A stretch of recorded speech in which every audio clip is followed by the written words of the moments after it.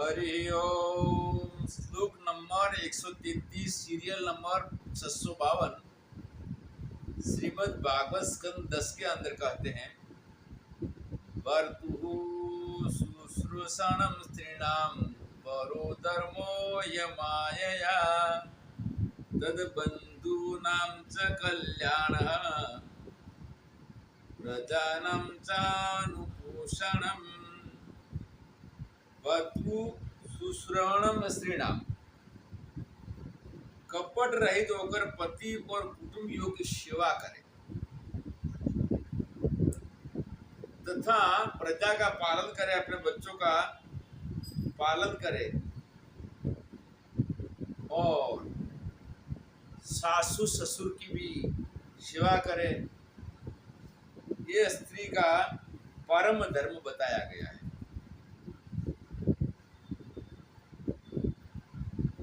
श्लोक नंबर 134 और 35 श्रीमद् भागवत स्कंद 7 में कहते हैं, स्त्रीणां च पतिदेवानां तत्शुश्रूषानुकूलता तद्बन्धुष्वनिवृत्तिश्च नित्यं तद्व्रतधारणम्। स्त्रीणां च पतिदेवानां, स्त्री है, इसके लिए पति ही इसका देव है और तत्शुश्रूषानुकूलता, उसकी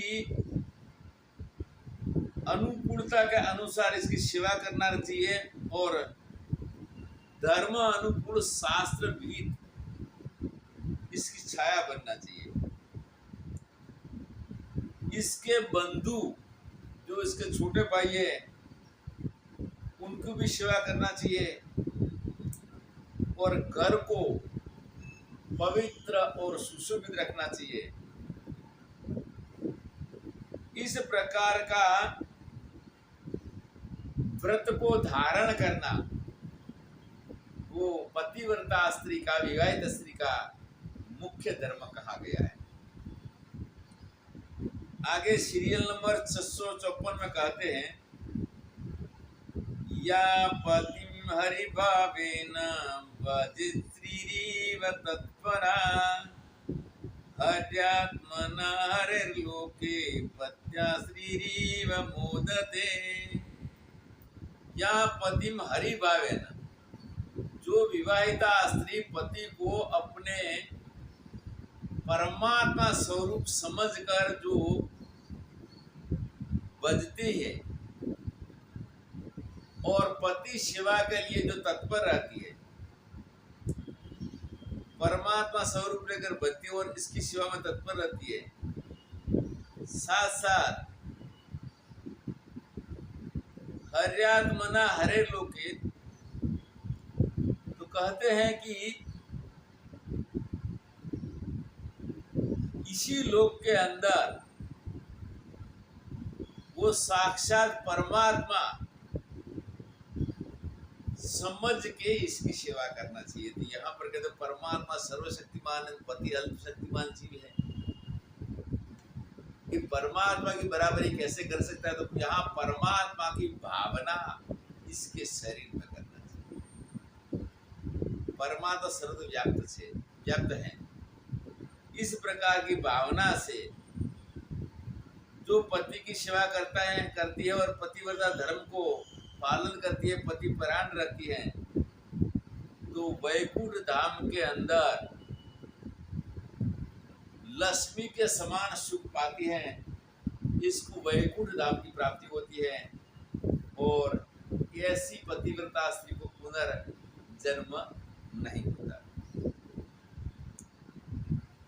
आगे महर्षि वाल्मीकि रामायण में कहते हैं, जिसके अंदर श्लोक 136 से 139 तक है।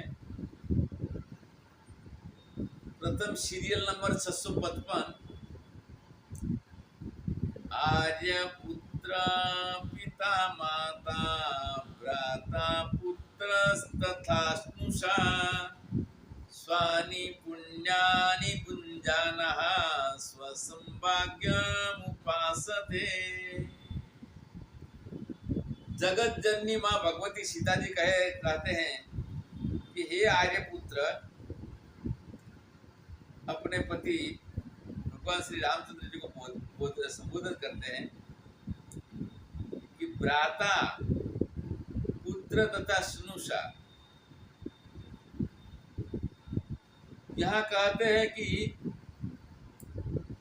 भ्राता भाई, पुत्र, सनुषा जो पुत्र की पत्नी, ये सभी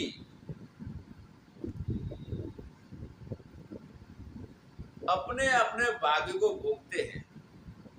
स्वानी पुण्यानी गुंजा था, पुत्री भी अपने भाग्य को भोगती है,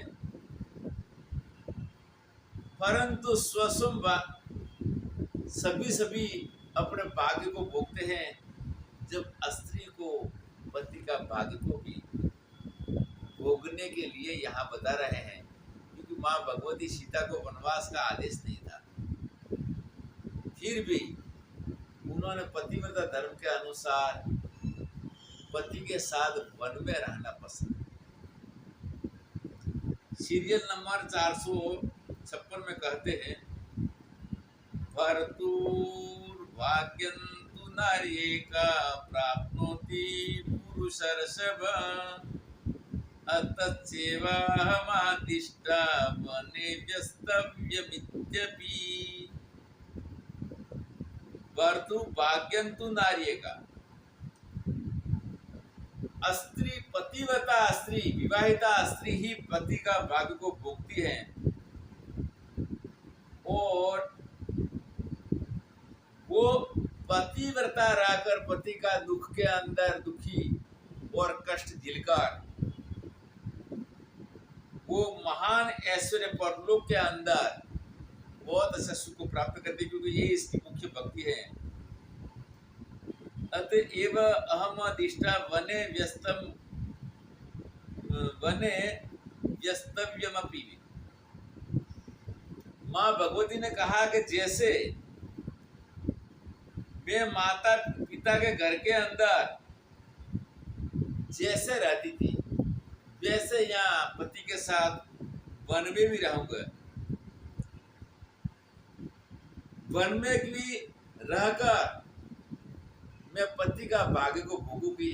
पतिव्रता धर्म के अनुसार पति जंगल के अंदर और पति महल में, ये पतिव्रता धर्म का मर्यादा नहीं। आगे सीरियल नंबर 657 में कहते हैं, न पिता नात्मजो नात्मा न माता न सखी जनः यह प्रेत्य च नारीणाम पति रेको गति सदा। न पिता नात्मजो नात्मा, पिता पुत्र स्वयं स्त्री माता सखिया। पिता नात्मज मतलब पुत्र को कहते, अपने पुत्र को आत्मज, और माता या सखी जन, ये कोई भी यहाँ पर स्त्री को परलोक की प्राप्ति नहीं करा सकते, परलोक के अंदर अच्छी गति प्राप्त नहीं करते। तो इस लोक के अंदर अगर परलोक प्राप्ति का मुक्ति का साधन है, तो यहाँ पर पति की सेवा, पति की छाया बन के इसके सामने कभी कटु शब्द नहीं बोलना, और इसकी छाया बनकर रहना पतिव्रता स्त्री के लिए। पति एक अच्छा में अच्छी परलोक प्राप्त करने की इसकी गति है। सीरियल नंबर 658 में कहते हैं कि हे भगवान श्री राम, भगवान राम जी को कहते हैं कि सुखम वने निवस्यामि तथैव भवने पितुः अचिन्त्यति स्त्रीलोकान् श्रियन्ति प्रतिव्रतम्। सुखम वने निवस्यामि यथैव भवने पितुः, जैसे पिता के भवन में मैं सुखपूर्वक निवास करती थी, वैसे मैं जंगल में भी आपके साथ निवास करूंगी। और साथ साथ अचिंत्यति स्त्रीलोकान्। मैं संपूर्ण तीनों लोकों के वहां पर भोग की भी इच्छा नहीं करूंगी और पति की सेवा के परायण रहकर पति की पूजा में परायण रहकर मैं अपना जीवन व्यतीत करूं, क्योंकि मात्र चिंतन से परलोक के भोग नहीं मिलते, एक कर्म से मिलते। और ये पतिव्रता धर्म का स्त्री का मुख्य कर्म है पति की सेवा और पति की छाया बन के वहां पर पति परायण रहना। श्लोक number 140, serial number 666 Skanda Purana में कहते हैं, पतिव्रतेन पुण्येन प्रतिशुश्रूषणेन च स्त्रियो विष्णुपदं यान्ति न चान्यैरपि सुव्रतैः। पतिव्रतेन पुण्येन, पतिव्रता धर्म का पुण्य से और प्रति शुश्रूषा पति की सेवा करने कर पतिव्रता रहकर पति की सेवा करके स्त्रियों वैकुंठ को प्राप्त करती है। और इसको छोड़कर व्रत उपवास पूजा पाठ निष्फल दिए, पर पति की सेवा छोड़कर पतिव्रता न रहकर अगर कोई भी अच्छा व्रत पुण्य पाठ करती है तो इसको परलोक की मुक्ति के दायक कितने होते नहीं है। श्लोक नंबर 141-42 भावी पुराण के अंदर कहते हैं, श्लोक नंबर 668 और 669, उद्वाहिता पूया कन्या न च प्राप्ता तु मैथुनम पुनरप्येति भरतारम यथा कन्या तथैव सा। यहाँ पर पुनर्लग्न की बात करते हैं कि विवाहिता का पुनर्लग्न कैसे होता है। तो जिस कन्या का छोटी उम्र में विवाह हो गया, अभी बाल लग्न पहले बहुत होते थे, अभी तो बहुत कम हो गए, जैसे छोटी उम्र में इसका विवाह हो गया और किसी कारण से पति का मृत्यु हो गया, जो अग्नि परिक्रमा जिसकी हुए विधिवत मंत्रोच्चार से इसका विवाह हुआ है, पर पति के साथ अपना एक दिन भी गुजरा नहीं है, जो मैथुन को प्राप्त नहीं हुई है, तो आपद धर्म के अनुसार किसी दूसरा वर और वो भी इसके साथ बात करके इसकी इच्छा के अनुसार इसका पुनर्लग्न हो सकता है। सीरियल नंबर 669 में कहते हैं, समाक्षिप्य गतं कन्या पिता दक्षात योनिकाम कुशलीलवते दद्यात् न शाददोष्कगाधिप। और जहां पर किसी प्रकार से अगर ये कन्या का कोई अपहरण कर गया हो, कन्या का अपहरण के लिए एक तो ये होता है कि क्लोरोफॉर्म सूंघा कर भी कभी कोई बार जागृत कन्या का अपहरण कर लेते हैं, या कोई सोती हुई कन्या का वहां पर सोती हुई उठा के अपहरण कर लेते हैं। तो जबरदस्ती अपहरण किया जाए, परंतु अक्षत योनि जब तक वो मैथुन को प्राप्त नहीं हुई है, तो फिर कुलशीलवान लड़के को जिसको दोषयुक्त न माने और योग्य वर को फिर वो कन्या का दान वहां विवाह इसके साथ किया जाता है। और कन्यादान केवल एक ही बार होता है। अग्नि की परिक्रमा स्त्री की एक ही बार होती है, दोबारा नहीं। विधवा लग्न दोबारा अगर होगा तो फिर अग्नि की 4 परिक्रमा इसकी नहीं। श्लोक नंबर 143 सीरियल नंबर 670 वशिष्ठ समृद्धि में कहते हैं, पाणी ग्रहे मृते बाला केवलम मंत्र संस्कृता साचे दक्षता योनिशात पुनः संस्कारमर्हति। केवल मंत्रों से जिसका विवाह हुआ हो, परंतु जो पीछे भी हम कहा है, पति के साथ जिसका पिता के घर से जाकर 1 घंटा या 1 दिन भी न गुजरा हो, जो मैथुन को प्राप्त नहीं किया हो, तो फिर इस आपद धर्म के अंदर इसका विवाह करने में कोई दोष नहीं है। इसके साथ स्त्री के लिए गुरु का विचार भी कहा है कि गुरु स्त्री का कौन हो सकता है। तो श्लोक नंबर 144 के अंदर बताया है स्कंद पुराण के अंदर, पतिर ब्रह्मा पतिर विष्णु पतिर्देवो महेश्वर पतिर्गुरु पतिस्तीर्थम इति मिस्त्रीणाम विदुर्बुधः।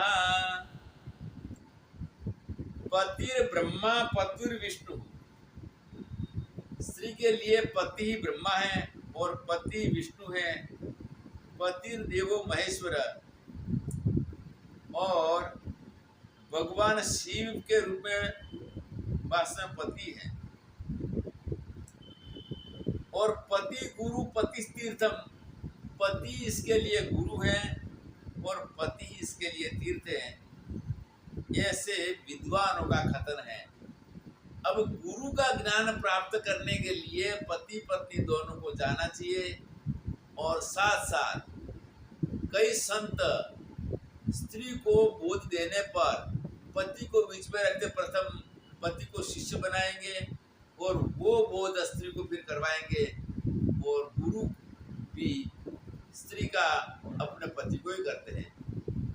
ये पुराने समय के अंदर श्लोक की बात है। अब कई जगह में पति पत्नी दोनों एक साथ गुरु धारण करते हैं और गुरु से बोध करके ज्ञान प्राप्त करते हैं। इसके साथ में हमें स्त्री धर्म और स्त्री गुरु विचार वाला प्रकरण समाप्त होता है। हरिओम तत्सत।